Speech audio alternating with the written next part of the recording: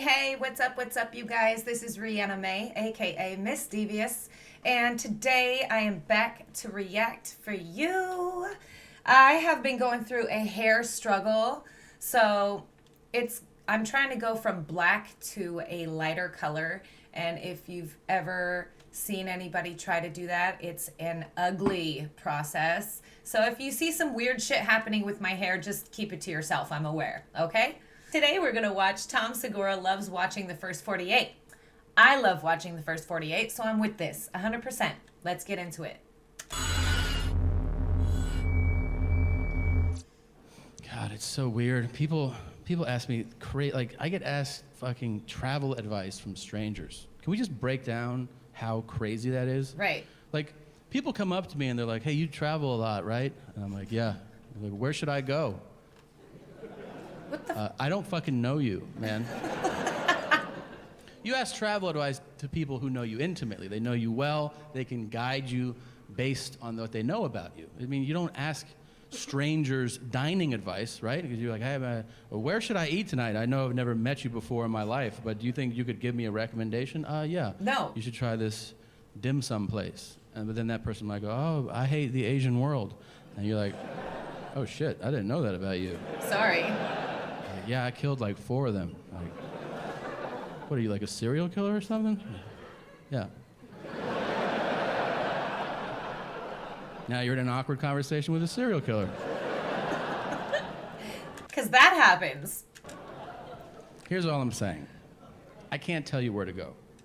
I can tell you where not to go. Wherever they film the first 48 on A&E. Now, if you're not familiar with the show, here's what it is. Camera crews follow real homicide detectives for the first 48 hours after a murder. And the reason that time distinction is so important is that after 48 hours, they give up on that murder. Basically, yeah. They're like, that's some old shit. What do you want to do today? 5 more people have been murdered since then. What do you expect? You're like, how about you keep trying to solve that murder, man? That shit happened on Monday. It's Wednesday. We're not going to solve that shit. It's over. Really? There are so many amazing moments on that show. So many. A lot of the episodes take a similar path. I'm blown away, first of all, at how many times there's a witness to a murder. It's crazy. I always thought murders happen in dark alleys. Nobody saw shit. No. Every other episode, they're like, you see that shit? And the guy's like, I saw that shit. Yeah. Right? Where? Right fucking here. It makes it even worse because you're like, somebody could murder me in broad daylight. Really? I was standing here, and then he killed that dude there. Right there. Like, what'd he look like? He was like 5'2" to 6'8", something like that. You know, 20 to 40. That's the fucking description you're gonna give us? Uh-huh. Anything else about him? Yeah, he had ears too. Thanks, man. No problem. They still will sketch that shit out. I don't know. And they show it to people. Do you know this guy? Maybe. And everyone's like, nah. But then one guy will be like, yeah! That's Cricket right there! You're like, oh shit. You know him? I've been knowing Cricket 27 years! What's his real name? Man, that's just Cricket, and I don't even know. Stop being white and weird. That's a perfect fucking impression, and you know exactly who that was, okay? Yeah, it's a black guy, and he's wearing a wife beater, and he's got on a dirty hat, and he's got a cigarette hanging out of his mouth.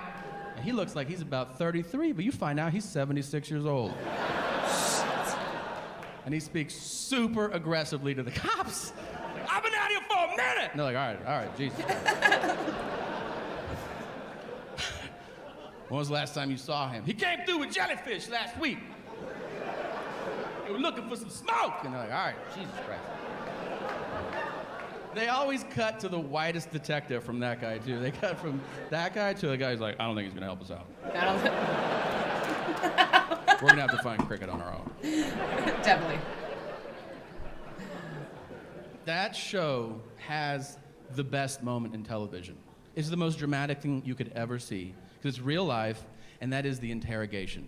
The interrogation Ooh, is yeah. amazing. Because here's the thing about drama. If you want to have a great, dramatic moment, raise the stakes. Guess what? There's no higher stakes than somebody being questioned about taking somebody else's life. Right, and you can always see when they start to break down, when they get in there and actually get into the person's head. You're like, no, don't tell on yourself. You almost made it. It's inherently compelling television. It is also super serious. But the detectives insist on using the suspect's street name, so the whole thing turns into a fucking cartoon. Like, Right. they're like, your life is on the line. We need to talk to you. Why don't you have a seat? Little stank, why don't you sit down for a second? Did you or did you not know Dookie Shoes? I don't know no Dookie Shoes. Oh, know him. I got a picture of you hanging out with Dookie Shoes.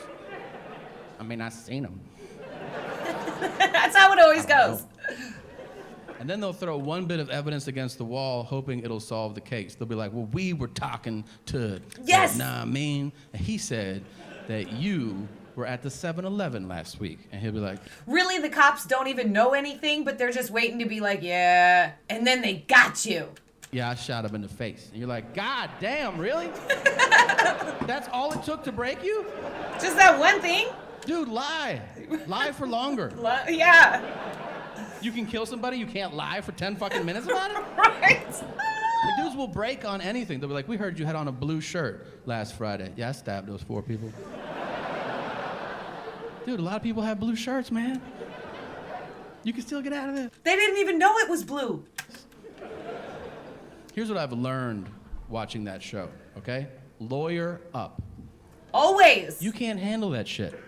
Everybody's like, I'm gonna talk to the cop. So if you're new, this is a thing. I watch all the CSI, Forensic Files, Dateline, anything criminal, murdery, but I don't like the actual murder. I just like the other parts. And it makes me really paranoid all the time. Up. You can't handle that shit. Everybody's like, I'm gonna talk to the cops and straighten this whole thing out. You're gonna do 25 to life. Have fun with that, man. Nobody asked for a lawyer. I've seen 300 people get interrogated on this show. 2 of them were like, can I talk to a lawyer? And both times the detectives were like, fuck! And they leave? Yes! And then at the end of those episodes, it said on the screen, all charges against Tayshaun were dropped. Or Jim, pick a fucking name. Let's be honest, there's no Jims on the show. There is. I've seen every episode, and none start with, hey, Bryce, can we talk to you for a second, man? All the school shooters. Where were you last Friday? I was over at Tanner's house. Uh-huh. Then Skylar had a party, so we went over there. And then we picked up Connor and we had pancakes. So I live in an area in Washington that is very much like that. Like, the kids driving the BMWs are shooting each other. What do you have to be mad about? Sorry, bro. The detective, bro. Tom Segura loves watching the First 48. I also love watching the First 48. I really think it's like the science behind it and all of the things. I like the interrogations. I like the scientific, the forensics. But I'm actually horrified of scary stuff, and I do a majority of my life events alone. So that part is a little bit disconcerting on some level. But anyways, this was a recommendation and a request by a viewer. I love you guys so much. None of this would be possible without you. Make sure you like and subscribe, and I'll see you next time. Crazy.